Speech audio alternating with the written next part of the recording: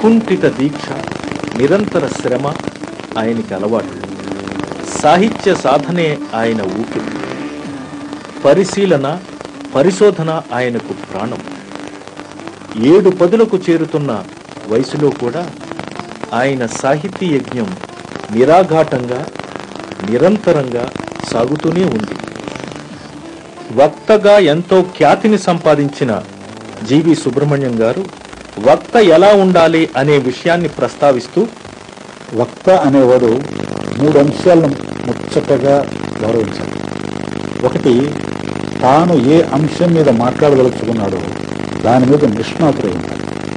రెండవది, తాను ఎవరి కోసం మాట్లాడుతున్నాడో వాళ్ళ మనస్సును, నాడిని పట్టుకోవాలి. తనకు వారికి మధ్య భాష లేక అభివ్యక్తి అనే మరొక సూత్రం ఉంది. తాను చెబుతున్నది ఎదుటివాడికి అందే ఒక అందమైన, ఆకర్షణీయమైన భాషాస్త్రాన్ని అతడు సమయానుకూలంగా సంధించాలి. తెలుగు భాషకే ఓ అపురూప అలంకారంగా భాసిల్లుతూ సాహిత్య విమర్శకు పట్టం గట్టించిన ప్రతిభాశాలి జీవీఎస్. ఆయన నిత్య జీవితం అసిధారా వ్రతం. అది సాహిత్య సేవకే అంకితం. అనునిత్యం ఆయన నేను విద్యార్థినే అంటారు. తెలుగు సాహిత్యాన్ని మదించిన జీవీఎస్ శైలి తెలుగు లోకానికే అరుదైన విలువైన మణిహారం. జాతి శ్రేయస్సే జీవీఎస్ ధ్యేయం. జీవిత లక్ష్యంపై ఆయన మనకందించిన అభిప్రాయం. ఒకప్పుడు మనం విమర్శించాం ప్రాచీనులు, నువ్వెందుకు ఈ ఆచారం చేస్తున్నావని. ఈరోజు చదువుకున్న వారిని అడుగుతున్నాం, నువ్వెందుకు ఈ ఆచారం చేస్తున్నావని. వారంతా చెప్పలేకపోతున్నారో వీరంతే చెప్పలేకపోతున్నారు. ఫలాని దేశంలో ఫలాని వారు ఇలా వ్యవహరిస్తున్నారు కాబట్టి నేను వ్యవహరిస్తున్నాను అంటున్నావే కానీ నీ జాతికి, నీ అనుభవానికి ఇది ఎంతవరకు తోడ్పడుతుందని ఆలోచించటం లేదు. దేశీయమైన అనుభవానికి దూరమైన ఆచారం వ్యర్థం. నాగరికతగా పెరుగుతున్నాము అనుకోవటం పొరపాటు. నాగరికత సంస్కృతికి కొలమానం కాదు. నాగరికత మీద నిలిచేదే సంస్కృతి. ఆచారానికి, అనుభవానికి మూలమైనది సంస్కృతి. నీవు ఏ అనుభవం కోసం బతుకుతున్నావు అన్నది ముఖ్యం కానీ ఏ ఆచారంతో జీవించావన్నది ముఖ్యం కాదు. ఎన్నాళ్ళు బతికావు, ఎలా బతికావు అన్నది కాదు, ఎందుకోసం బతికావు, ఏ అనుభవం కోసం బతికావు అన్నది ఈ జీవిత లక్ష్యం.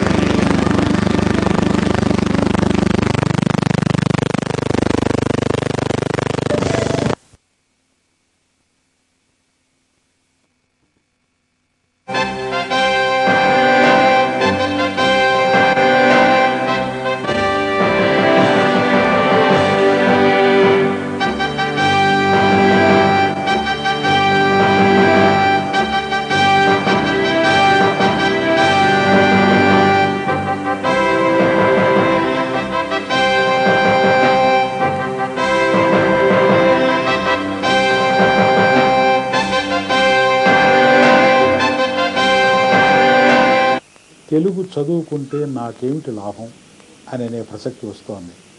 ఈ ప్రశ్న ఆర్థికమైన ప్రశ్న.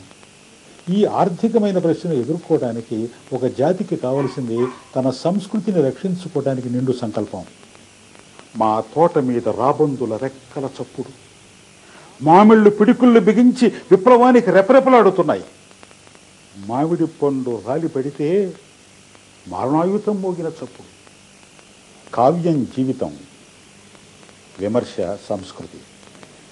శాస్త్రం విల్లు, వాక్యం బాణం, లక్ష్యం సహృదయుడు. సాంఘికపరమైన ప్రయోజనాల కోసం సాహిత్యాన్ని ఉపకరణాలుగా వాడుకోవటమే ఇప్పుడు సాగుతోంది.